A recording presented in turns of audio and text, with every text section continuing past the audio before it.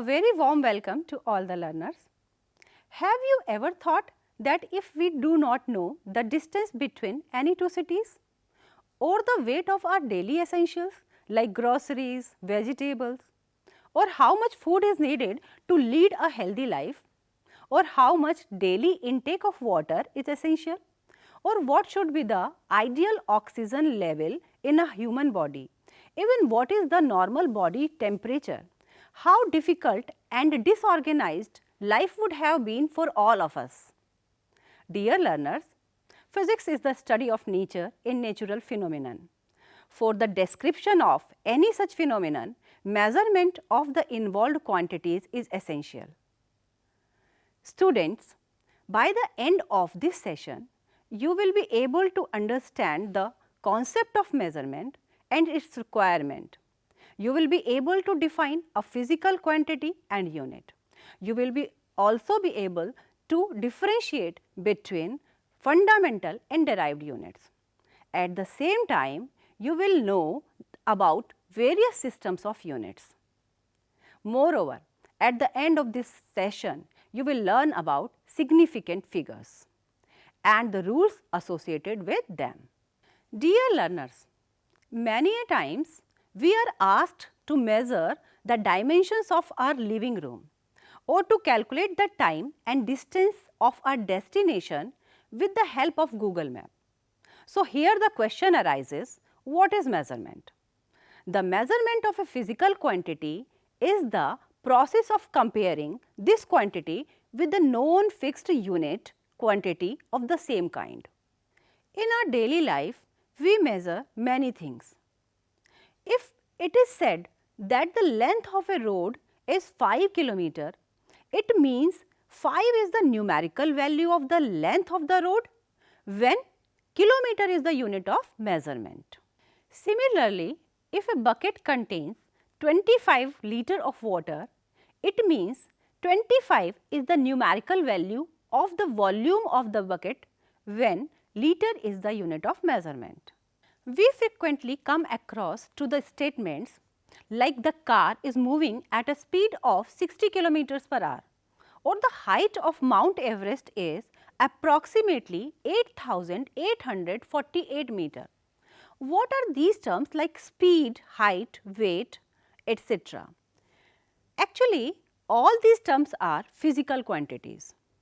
All the quantities which can be measured directly or indirectly are called physical quantities. There are two types of physical quantities, fundamental quantities, derived quantities. The physical quantities which are independent of other physical quantities are known as fundamental or base quantities. There are 7 fundamental or base quantities: mass, length, time, electric current, thermodynamic temperature, luminous intensity and amount of substance. Now, let us understand what are derived quantities. The physical quantities which can be derived from the fundamental quantities are known as derived quantities. For example, speed, velocity, force, momentum, work, energy, area, etc. As we know that the speed is the ratio of distance travelled and time, which can be expressed as speed is equal to distance upon time. Now, the distance is length, so speed can be written as the ratio of length and time. Therefore, speed is derived from length and time. As both length and time are fundamental quantities, so speed is a derived quantity. We often say that the height of a person is 170 centimeter. In this statement, what does the term centimeter indicate? Centimeter is the unit of length. Now, let us understand what is a unit. Measurement of any physical quantity involves its comparison with a certain basic arbitrarily chosen internationally accepted reference standard called unit. There are two types of units, fundamental and derived units. The units for the fundamental or base quantities are called fundamental or base units. As length is the fundamental quantity, its unit meter is a fundamental unit. Similarly, mass is the fundamental quantity, its unit kilogram is a fundamental unit. The units of the physical quantities which can be derived from the fundamental units are called derived units. For example, unit of speed is meter per second and it has been derived from the fundamental units meter and second. So, it is a derived unit. If you are asked what is your weight? Answer may be 70 kg. Here 70 kg is expressing your weight, which is a physical quantity. It shows that to express a physical quantity, we need two things: the unit in which the quantity is measured and numerical value or magnitude of the quantity. So, the expression of a physical quantity Q is given by its numerical value into the size of the unit. Expression for a physical quantity is Q is equal to Nu. For example, if the length of a rod is 2 meters, then 2 is the numerical value of the length of the rod and meter is the size of the unit. One thing to remember, that on changing the system of units, the magnitude of the quantity does not change.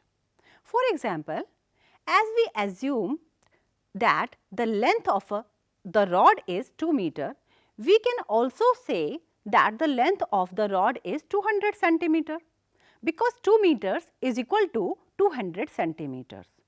So, we can say that a physical quantity Q1 is equal to N1 U1 is equal to N2 U2 remains constant on changing the system of units. It is very clear from this equation that if U1 is greater than U2, then N1 is less than N2. It means the larger the magnitude of the unit selected, smaller is the numerical value of the physical quantity. If a student is asked his height, he can say 1.7 meters or 170 centimeter. Now tell me, out of these two, which one is correct? 1.7 meters or 170 centimeters? Yes, you are right. Actually, both are correct. So, there are different systems of units. A complete set of units which are used to measure all kinds of fundamental and derived quantities is called a system of units.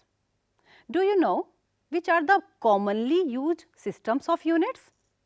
They are FPS, CGS and MKS systems of units. The units for length, mass and time in FPS system is foot, pound and second respectively. In CGS system, they are centimeter, gram and second respectively. In MKS system, the units for length, mass and time are meter, kilogram and second. The system of units which is at present internationally accepted for measurement is the SI system of units. This system was developed and recommended by General Conference of Weights and Measures in 1971 for international uses in scientific, technical, industrial and commercial work. In SI system, 7 fundamental units are meter, kilogram, second, ampere, Kelvin, candela and mole. For the base quantities length, mass, time, electric current, thermodynamic temperature, luminous intensity and amount of substance respectively. Besides the 7 base units, there are 2 supplementary units. The unit for plane angle is radian and SI unit for solid angle is steradian. Now, we will discuss another very important concept of this chapter, that is significant figures. While measuring a physical quantity, many a times we observe that there are some digits which are reliable and there are some digits which are uncertain. Significant figures in a measured quantity are the number of reliable digits plus the first uncertain digit. For example, if the length of an object is 23.6 meters, then it has 3 significant figures 1, 2, 3. Here 2 and 3 are reliable or you may say certain, while 6 is uncertain. It is important to note here that larger the number of significant figures in a measurement, the higher is the accuracy of that measurement. For example, in 12.3 and 12.30, second one is more accurate as it is having larger number of significant figures. Secondly, a change of different units does not change the number of significant figures in a measurement, like 22.4 centimeter or 0.224 meter or 0.000224 kilometers, all are having 3 significant figures. Now the question arises, how to determine the number of significant figures in a measurement? There are certain rules that we need to keep in our mind while calculating the number of significant figures in a digit. The first rule is all non-zero digits are significant. For example, in the number 157.8, there are 4 significant figures 1, 2, 3, 4. Now the next rule is all zeros between two non-zero numbers are significant. Like in the number 100.06, there are 5 significant figures. Next rule is if the number is less than 1, all the zeros to the left of first non-zero digit are not significant. For example, in the number 0.005701, all the 3 zeros to the left of 5 are not significant. So, the total number of significant figures in this digit is 4. The trailing zeros in a number without a decimal point are not significant. For example, in a number 23900, there are only 3 significant figures 1, 2, 3. Another rule says that the trailing zero in a number with decimal point are significant. For example, in 2.600, there are total 4 significant figures 1, 2, 3, 4. Further, when a number is expressed as a into 10 to the power b, the power of 10 is not the significant figure. For example, in an expression 6.05 into 10 to the power 7, the number of significant figures will be obtained by applying the rules to the number 6.05, and in this manner the number of significant figures in 6.05 into 10 to the power 7 is 3 only. Dear learners, here are some digits shown on the screen. Apply the rules discussed and count the number of significant figures in each of them. So far, we have learnt how to determine the number of significant figures. Now we would learn the process of rounding of the digits. If the digit to be dropped is more than 5, then preceding digit is raised by 1. If the digit to be dropped is less than 5, then the preceding digit remains unchanged. For example, if we have to round off 2.746 up to 3 digits, then it will be rounded off to 2.75. At the same time, 2.743 when rounded off up to 3 digits will become 2.74. Moreover, if the digit to be dropped is 5, then the preceding digit is left unchanged if it is even and is increased by 1 if it is odd. For example, 16.45 when rounded off up to 3 digits will become 16.4, while 16.35 when rounded off up to 3 digits will become 16.4. Let us now understand the rules for basic mathematical operations. In multiplication and division, the final result should retain as many significant figures as there are in the original number with the least significant figures. For example, if we multiply 73.5, 145.2 and 0.41, the result comes to be 4375.602. Here, as we can see, out of these three original numbers, the number with the least significant figure is 0.41. There are two significant figures in it. So, the final result will be obtained after rounding off the result up to two significant figures, that is, it will be 4400. For addition and subtraction, the rule is in terms of decimal places.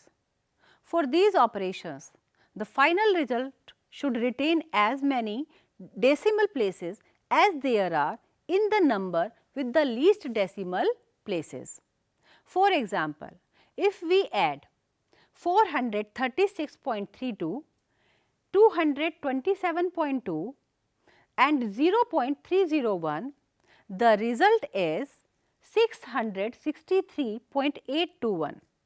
Here, out of these three original numbers, the number 227.2 is having the least decimal places. So, after rounding off up to one decimal place, the final result is 663.8. Now, think over and apply the rules of rounding off on the numbers given here. Now, let us try to apply the concept of rounding off significant figures for the mathematical operations that we learned into some problems. The first question is, the length, breadth and thickness of a rectangular sheet of metal are 4.234 meter, 1.005 meter and 2.01 centimeter respectively. Give the area and volume of the sheet to correct significant figures. Now, as given, 4.234 meters is the length. We may denote it by L. This is the breadth of the sheet and this is denoted by capital B. Now, this is the thickness and let it be denoted by T. Now, the formula for the area is given by L into B plus B into T plus T into L.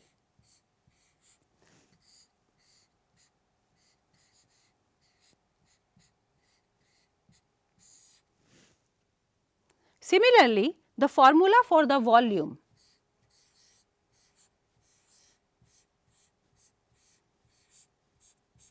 is equal to L into B into H. Now you have to put the values in these formula and find out the value of area and volume of the sheet to correct significant figures. Now the next problem is, the mass of a box measured by a grocer's balance is 2.300 kilogram. Two gold pieces of masses 20.15 gram and 20.17 gram are added to the box. What is the total mass of the box? And what is the difference in the masses of the pieces to correct significant figures?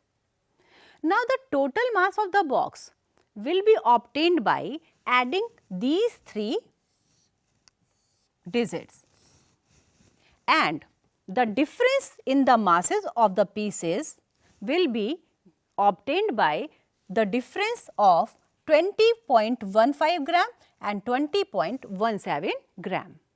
Once the values are obtained from both the calculations, then you can write them into correct significant figures. So dear students, we have discussed a lot of concepts. Think, what did we discuss? We discussed about measurement, about various physical quantities and their units. We also discussed about fundamental and derived physical quantities as well as units. We have discussed about different systems of units like FPS, CGS, MKS and SI. We learnt about the significant figures and the rules related to them. Now I would conclude this session with a famous quotation by renowned scientist Lord Kelvin by showing the importance of measurement. If you can't measure it, you can't improve it. Thank you and have a nice day.